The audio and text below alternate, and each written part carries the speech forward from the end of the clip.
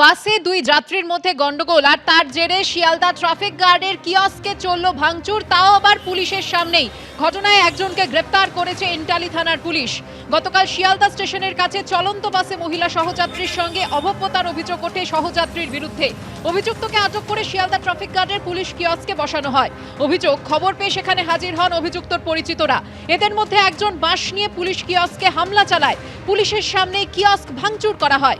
শিয়ালদার মতো জায়গায় পুলিশের সামনে কিয়স্কে তাণ্ডবের ঘটনায় প্রশ্নের মুখে নিরাপত্তা। ব্যস্ত সময় শিয়ালদা ট্রাফিক গার্ডের অন্তর্গত এই যে পুলিশ কিয়স্ক, সেখানে ভাঙচুরের অভিযোগ।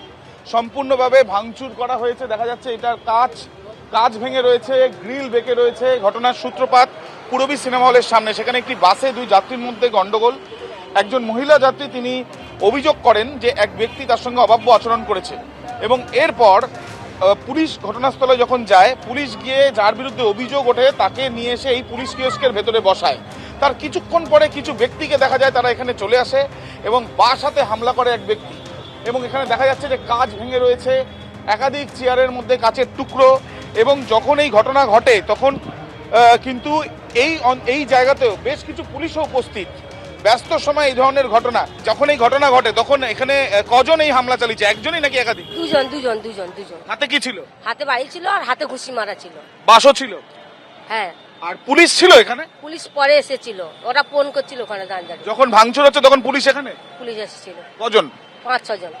তো পুলিশ আটকাতে পারলো না? ধরেছিল, ট্রেনে ধরেছিল। ওদের এত উত্তেজনা, ওখান থেকে ট্রেনে বার করে নিয়ে এসেছে ওরা। মানে যে যাকে ধরে ভেতরে বসানো হয়েছিল তাকে বার করে আনছিল? না, ওকেই মারার জন্য ওরা ঘুষি চালাচ্ছিল। মানে তুই বারো, তোকে মারবো, এরকম করে ওইভাবেই ও টর্চার করছিল। সকাল থেকে রাত পর্যন্ত ব্যস্ততা তুঙ্গে থাকে। তার কারণ শিয়ালদা স্টেশনের কাছে এখানে এই যে বাস ধরার জন্য সাধারণ যাত্রীদের ভিড়, প্রচুর সংখ্যায় পুলিশ কর্মী এবং পুলিশ অফিসার, সার্জেন্ট তারাও এখানে কর্তব্যরত অবস্থায় থাকেন। সেই জায়গাতেই উল্টো দিকে এখানে এই যে শিয়ালদা ট্রাফিক গার্ডের যে কিয়স্ক রয়েছে, সেই কিয়স্কের ভেতরে এক ব্যক্তি, তাকে ভেতরে রাখা হয়েছে এবং তার হঠাৎ করেই বাইরে থেকে সেই যে হামলা চালানোর পেছনে কারণ হিসেবে যেটা মনে করা হচ্ছে যে ওই ব্যক্তিকে তারা বার করে মারধর করার চেষ্টা চালাতে পারেন বা ওই ব্যক্তিকে ছাড়ানোর চেষ্টা করতে পারেন। এই বিষয়টা খতিয়ে দেখা হচ্ছে পুলিশের তরফ থেকে, এমনটাই জানা যাচ্ছে। অন্যদিকে ব্যস্ত সময় এই ধরনের ঘটনায় পুলিশের নিরাপত্তা নিয়েও কিন্তু উঠছে প্রশ্ন। ক্যামেরায় প্রবীর সামন্তর সাথে আবির দত্ত, এবিপি আনন্দ, কলকাতা।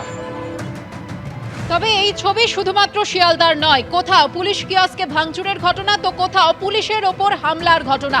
শাসনের খড়িবাড়ি এলাকায় তরুণের ঝুলন্ত দেহ উদ্ধার হয় আর তারপরই খুনের অভিযোগে অবরোধ শুরু হয়। আর সেই অবরোধ তুলতে গেলে রবিবার সন্ধ্যে একেবারে রণক্ষেত্রের চেহারা নেয় এই শাসনের এলাকা।